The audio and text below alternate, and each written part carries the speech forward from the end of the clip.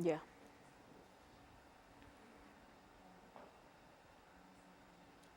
You know,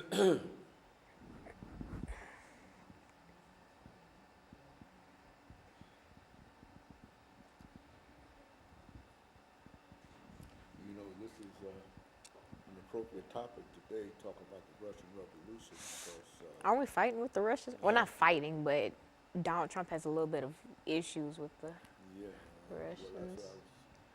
People would like to know more about What they dealing with. context. Yeah, the context in terms of what you're talking about. We finna be turning into the Soviet Union.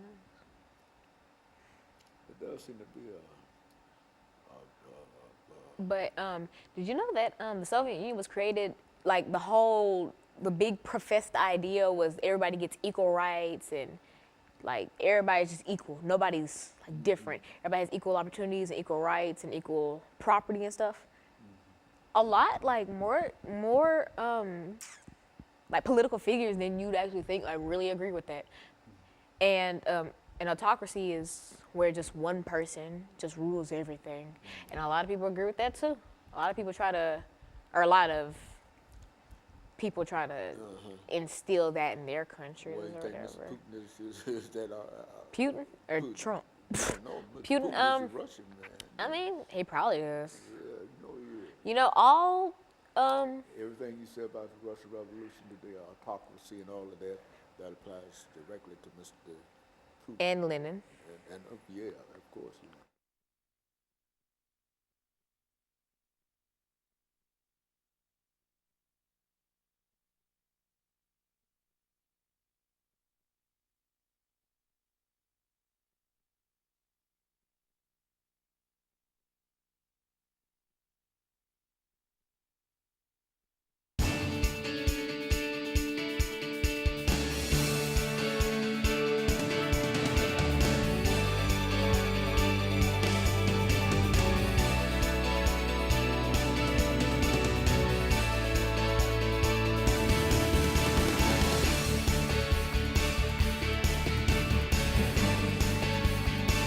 Thank you and welcome to the show today. The topic today is the Russian Revolution. And we're fortunate to have with us to talk about the Russian Revolution, Alana McLaughlin. And of course, Lana, let me welcome you to the show this morning and to tell you how delighted we are to have you with us. You've not been with us on a number of occasions, but nevertheless, you are with us today. And you have selected a very, very unusual topic today, dealing with the Russian Revolution. Before we get started in the topic, Alana, let's see if we can have you to give us some information about your background, your education, and some of the things that were important in terms of bringing you to us this morning. And by that time, we should be out of this first 6-minute segment, and then we'll have an opportunity to dive directly into the Russian Revolution. Let's do it from that perspective. Well, as you previously stated, my name is Alana McLaughlin. I am a freshman at the Nashville School of the Arts. I play trumpet. And what really brought me here was my love for history and talking about topics that a lot of people don't know about. Like the Russian Revolution, people know of it, but people don't really know about it. And so that's my main purpose here today, to shed light on a topic that is kind of important. And well, all historical events are important because they tie into our modern daily life in some way, shape, or form. But about me, I'm Alana McLaughlin. I am very involved in sports. Like I said, I play trumpet. I am in marching band. I cheerlead, etc. Just things like that. And that's about it. But school comes before everything. And I'm really more of an academic-based person. So that's very good. So let's look at the so-called Russian Revolution, Lana, and give us sort of an overview in terms of the kind of information that you're going to give us this morning dealing with this very, very important historical event. Well, the overview of the Russian Revolution is really just the big name for two sets of revolutions. And these two revolutions kind of work together to tear down the Tsarist autocracy. And now, if you're not familiar with that, it's a type of democracy or whatever. And it's a type that basically means one person rules everything. So they rule government, they rule the people, just one big leader. If you look back in history, there were lots of forms, well, attempted forms of autocracy. Say Hitler and the Jews, he tried to kind of run everything with him just being the sole leader, not really having a government, just him. Lots of dictators try to instill an autocracy, but a lot of times it doesn't work. But as I was saying, the Russian Revolution is just a big name for that. And see, once the Russian Revolution occurred in 1917, this overthrew that autocracy that I mentioned, and this was the beginning of the Soviet Union, which would come to play in 1922. Why don't you tell us something about how this overthrowing of this autocracy came about? What was an autocracy, and what was the name of the basic kind of thing that upheld the whole Russian situation up until that time? Well, what upheld the Russian people was the fact that none of them had rebelled up until this revolution, this rebellion. They all sat and kind of tolerated this autocracy, this one person trying to instill beliefs and views that the Russian people didn't necessarily agree with. But they let this pass by until certain people stood up and tried to break down this barrier. And these people can be seen as the equivalent of like civil rights leaders for African Americans. As we know, civil rights leaders tore down the barrier of segregation and things like that, and they helped bring equality for their people, as the people who stood up for the Russians did. And there's so many people, more than I can name, that stood up and fought this. But in the end, these people stood up, and that's how the part one of the revolution started. Because, like I said, there was two revolutions. They both occurred in 1917, though. And the Russian Revolution is just a big overview of those two revolutions. Okay, and so what we'll do, we'll take our first commercial break in a few seconds, Lana, and then we'll have an opportunity to come back and to deal with the second part of the Russian Revolution. And so essentially, you're saying that the revolution started in 1917, almost immediately after what we generally call the First World War. Yes. As a matter of fact, it was a product in a real sense of Russia's participation in the First World War. And after that war was over, then we get into that first revolution in the Russian Revolution. Coming primarily because of all of the destruction that occurred during the war in Russia itself. And so what we'll do, we'll take our first commercial, and we'll be back with our audience following this very, very short commercial break.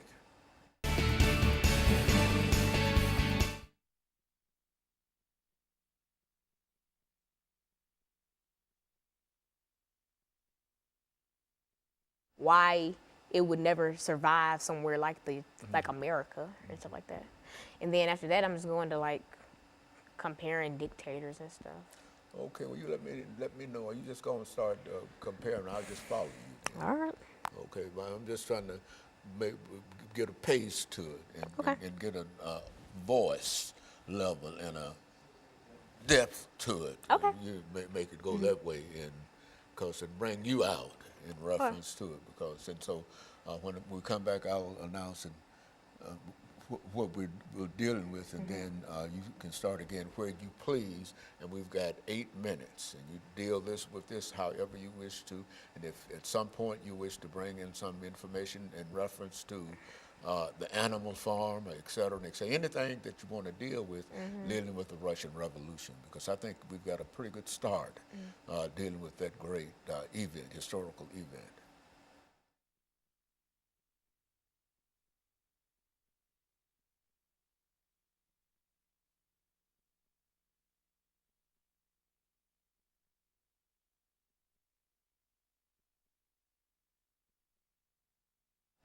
Thank you, and welcome back to the second segment of the show for today.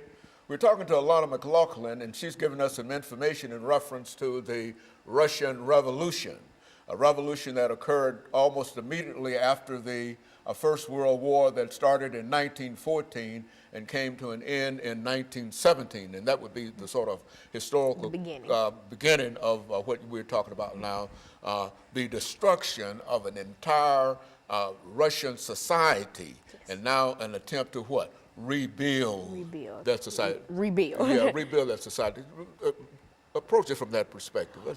Well, for our viewers just tuning in the first segment, we did go through my background in education, but more importantly, we kind of talked about what the revolution was. Now, the Russian Revolution is the big name for two sets of revolutions that occurred in 1917, right after the First World War.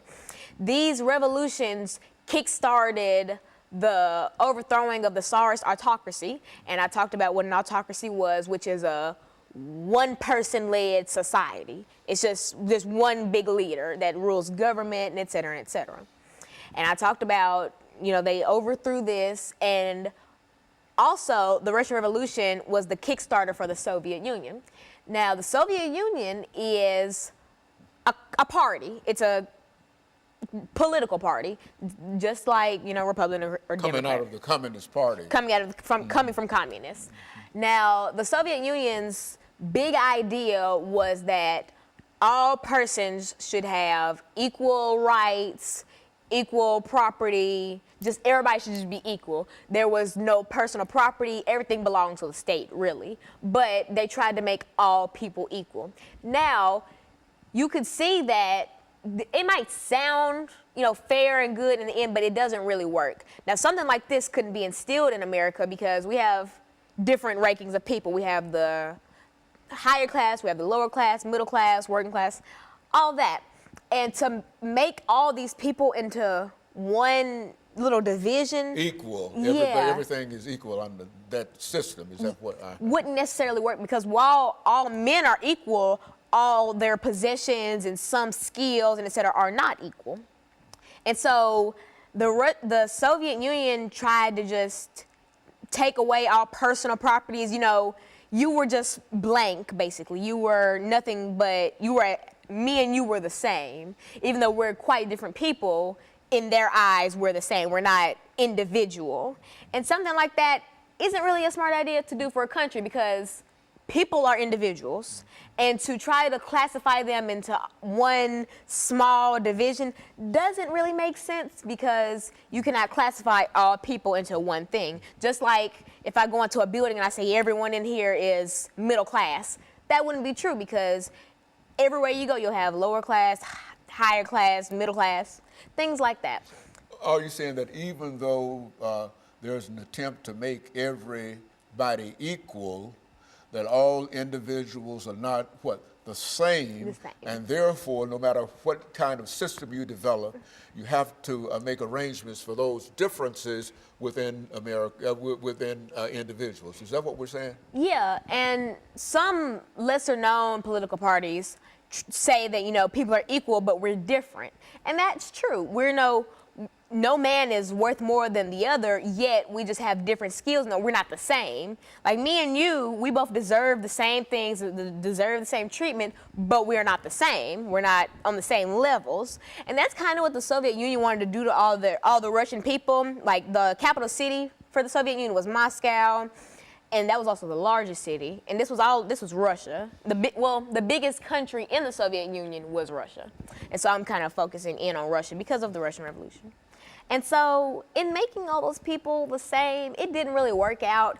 And so, but here's a surprising fact.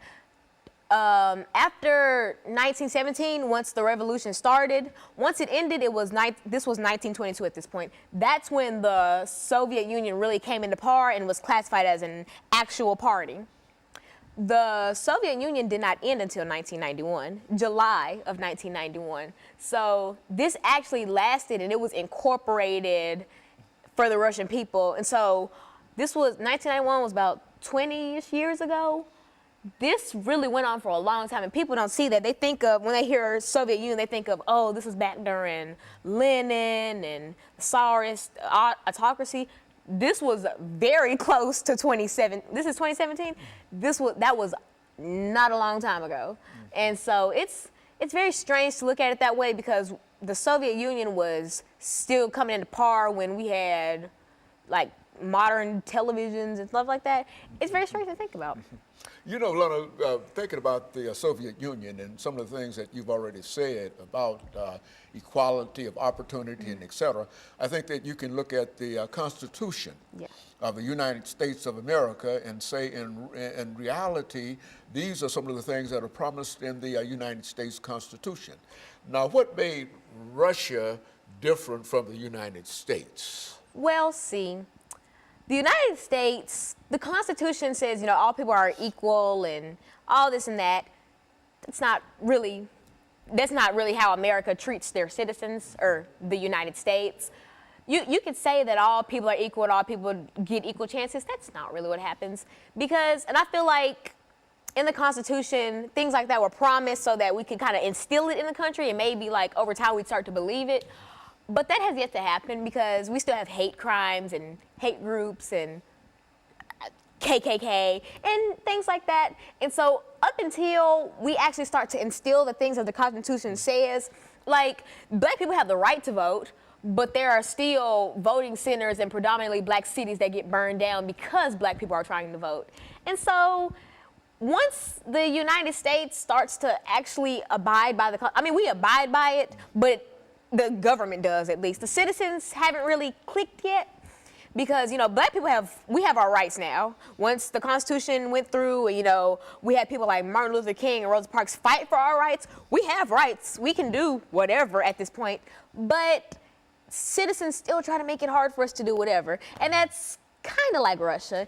You have the right to, but you won't really be able to. Lana, over these last few seconds that we have here, and perhaps we might be able to pick this up during the last segment, that when we talk about equality and rights and political rights and et cetera, we're essentially saying that both those things could apply to the United States as well as Russia. Absolutely. But in a real sense, I think that there's a constitution in the United States that promises this, the 13th, 14th, and the 15th Amendment.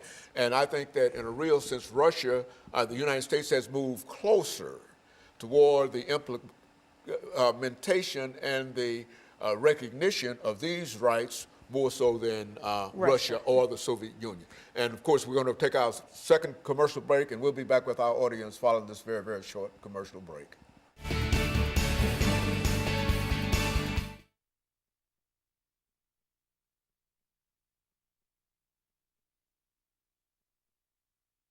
It's habit. Don't do that. Okay. Okay. No, because I get tongue tied. And I'm like, Yeah. Well, I'll be tie your tongue up and do like I do with these dentures. You Okay. talk about trying to talk with those things. Oh, That's really, okay, I get it. you know what I'm saying? Yeah. But you're doing excellent. You're doing really well. Now, what you want to talk about now? I'm gonna go back in on rights and stuff, and then compare, like just comparisons and stuff. Okay, I'm gonna let you just go and start talking about what you think you know about it. You're doing well. This is some of the information. This is good information, and it gives us. But I just wanted to make that comparison because we believe, all of us believe in the equality of man. That's what, as a matter of fact, the Soviet Union is built upon communism, and communism essentially is the common. Everybody ought to share everything, property, and et cetera, and et cetera. But we.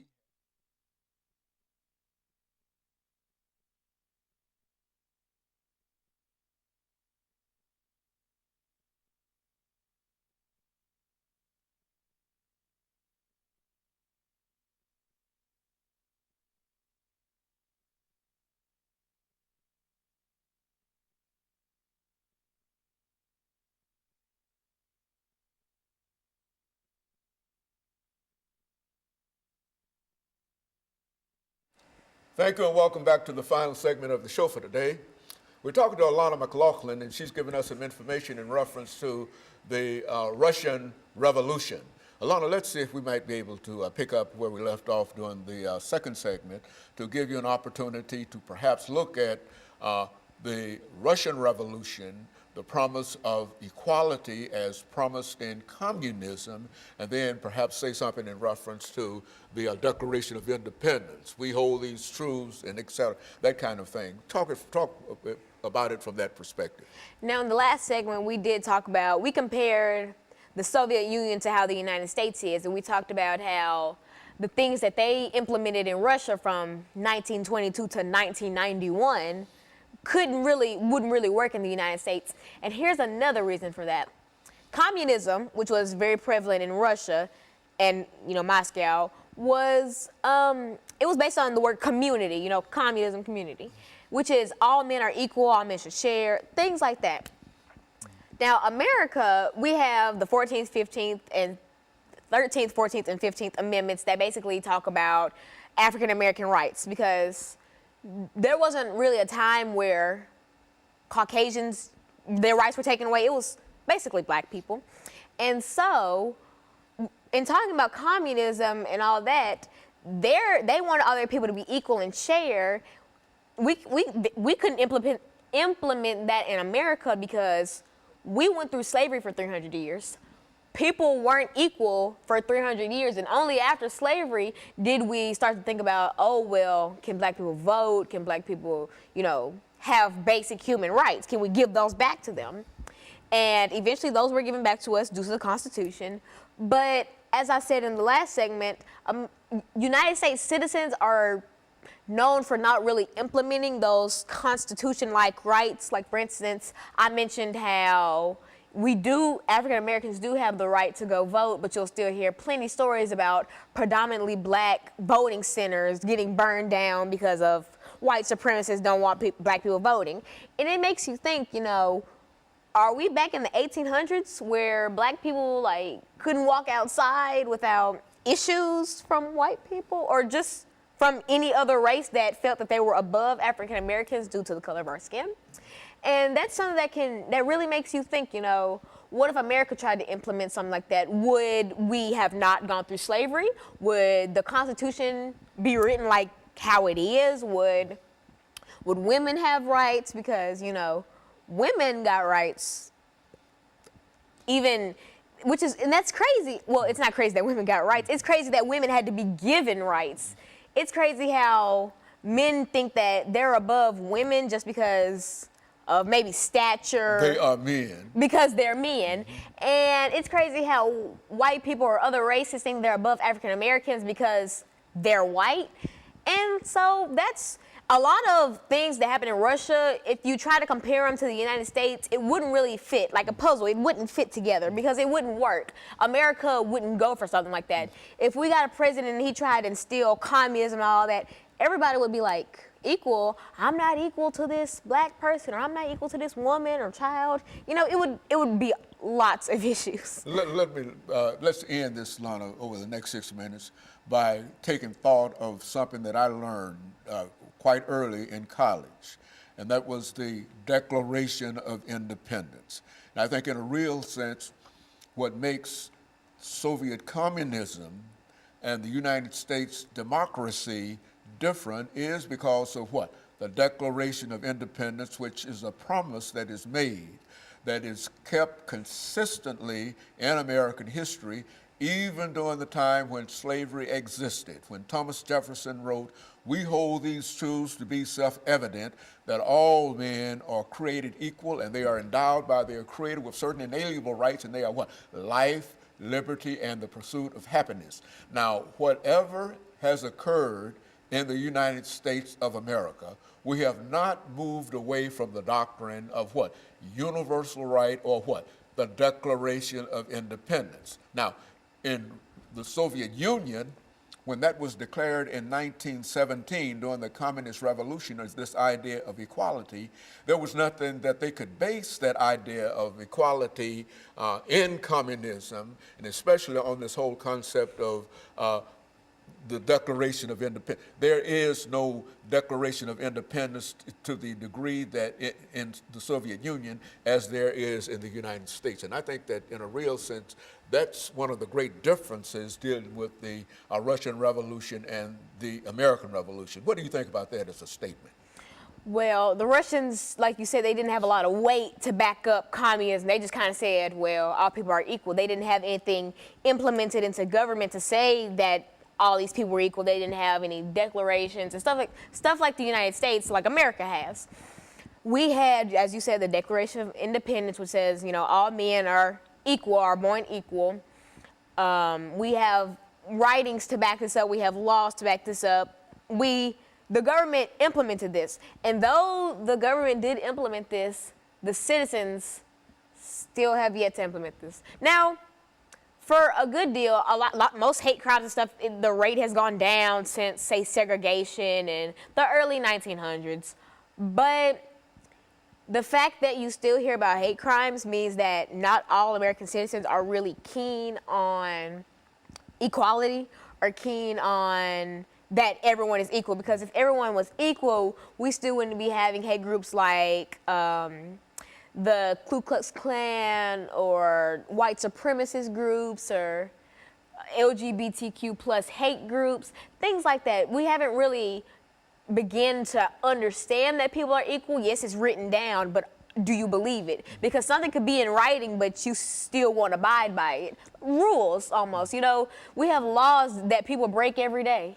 And so it takes time for you to implement this, but I hope that soon American citizens start to wake up and smell the roses and start to implement these rights, because they weren't written for no reason. They were written so that we can implement what these founding fathers wanted: independence and equality and things of the sort. A final thought in reference to this.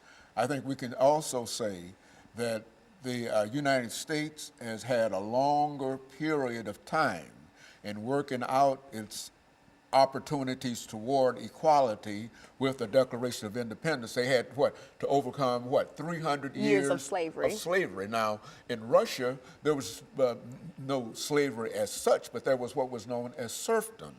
And so each nation has had to work the ideas of equality out, from serfdom through the Communist Revolution, through communism, from slavery to democracy to the Declaration of Independence, all of them coming together to indicate that while both of these two great countries talk about equality, the United States has a stronger hold on this idea of equality and equal rights than any other country in the world. Would you agree with that? I would agree with that, because that's why America has their name, land of the free, because we do have lots of things implemented so that people can have their freedom, and so that if someone tries to take away that freedom, proper measures can be taken to punish that person. And so America does have the strongest hold on independence and slavery for their people. I think that we are a country that tries to let people get equal rights and stuff, but no country will be perfect. Not everyone will see that everyone is equal, but the American government does usually see that everyone is equal and independent, has the right to vote, the right to bear arms, the right to do what they There's want. a more conscious, a final statement we might make, there's a more conscious understanding of Americans working toward equality. Than even any though other it country. might not be recognized or realized, that there's always this effort to move toward equality, much so more than any other country in the world. And I think that with that statement, I can thank you for bringing by that excellent information this morning, and to know that you have really given me encouragement in terms of some of the things that you've said. And we hope to be able to certainly talk about this again, but now we have to call this in for the day. And so let me encourage our audience to tune in again next week to another informative edition of Comments. Thank you, and good morning.